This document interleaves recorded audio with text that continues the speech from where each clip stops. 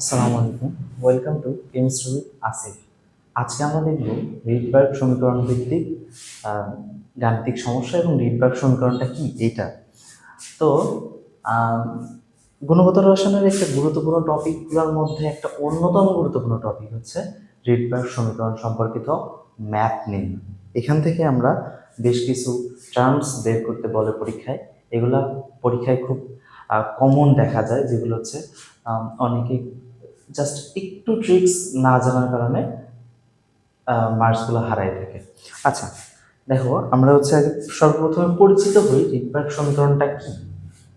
Rydberg সমীকরণের মধ্যে ফার্স্টে যে টার্মসটা দেওয়া আছে এটা হচ্ছে আমাদের নিউ বার। এই নিউ বার বলতে বোঝা যাচ্ছে আমাদের তরঙ্গ সংখ্যা। ঠিক আছে, এইবার দেন আমরা দেখতেছি ল্যামডা। ল্যামডা তো খুব ইজিলি আমরা জানি, ল্যামডা মানে তরঙ্গ দৈর্ঘ্য। তরঙ্গ দৈর্ঘ্য।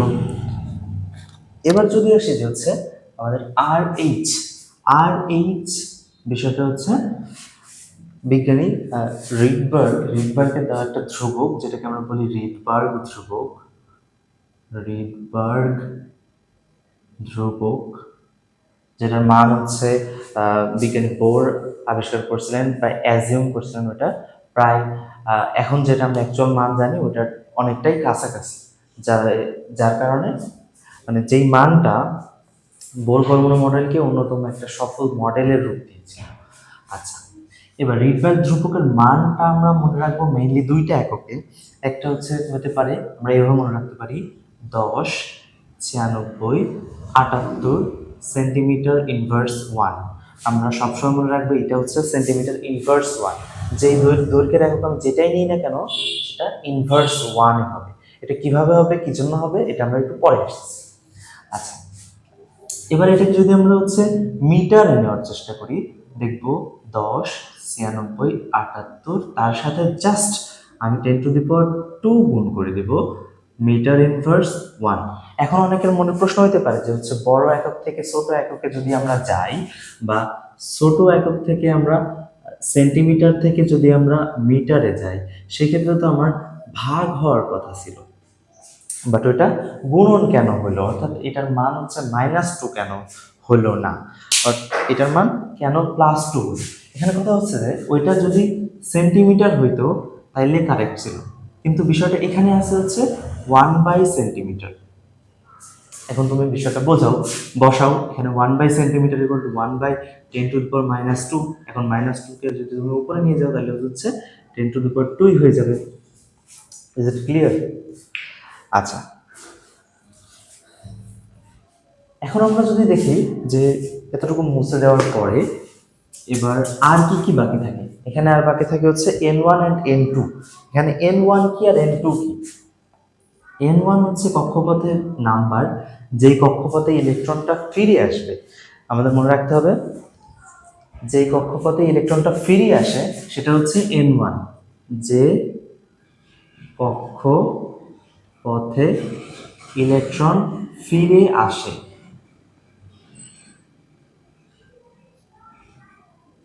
আর n2 কি? যেই কক্ষপথ হতে ইলেকট্রন ফিরে আসে। ঠিক আছে, অর্থাৎ আমরা বেসিক পার্থক্য দুইটা জানলাম এখানে। যেই কক্ষপথে ইলেকট্রন ফিরে আসে সেটা হচ্ছে আমাদের n1, অ্যান্ড যেই কক্ষপথ থেকে ফিরে আসে সেটা হচ্ছে আমাদের n2। এটা যেন কোনো সময় গোলায় না যায়। ঠিক আছে, আমাদের স্টুডেন্টদের মধ্যে এই প্রবলেমটা বেশি দেখা যায় যে হচ্ছে তারা n1 এবং n2 কে আইডেন্টিফাই করতে পারে না। আচ্ছা, এবার যদি আমরা দেখি হচ্ছে একটা রিয়েল টাইম এক্সাম্পলের মাধ্যমে, ধরো তোমাকে বলছে যে এই ইলেকট্রনটা, ধরো তোমাকে বলছে এরকম একটা কক্ষপথ আঁকাই দিছে, আরো একটা আমরা দিতে পারি, এখান থেকে ইলেকট্রন এইখানে চলে আসছে।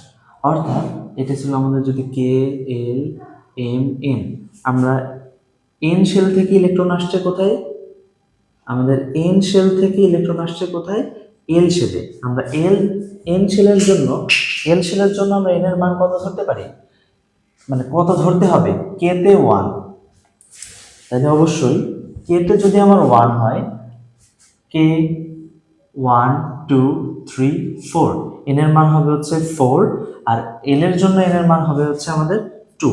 অর্থাৎ আমরা এখানে n1 আর n2 এর মান যদি আমরা ক্যালকুলেশন করতে চাই, তাহলে আমাদের মানটা এমন হবে যে আমাদের এখানে n1 কত হবে, n1 হবে হচ্ছে যে কক্ষপথে ফিরে আসে, অর্থাৎ আমার ফিরে আসতেছে কোথায়, 2 তে, n1 হবে 2 এবং n2 হবে কত, তাইলে যেখান থেকে ফিরে আসতেছে, কোথায় থেকে ফিরে আসতেছে, আমাদের 4 থেকে ফিরে আসতেছে।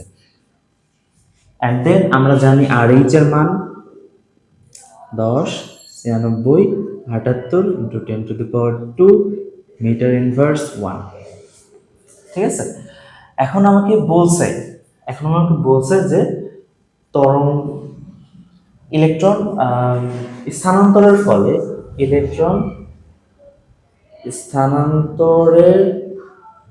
ফলে সৃষ্ট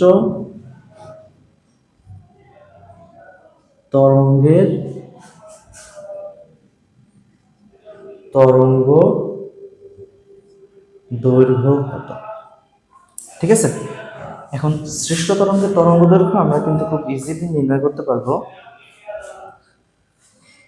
আচ্ছা, খুব ইজিলি নির্ণয় করতে পারবো কিভাবে, আমার এগুলোর মান অলরেডি দেওয়া আছে। আমরা RH সমীকরণ অনুসারে জানি 1/λ RH into 1/n1 square minus 1/n2 square.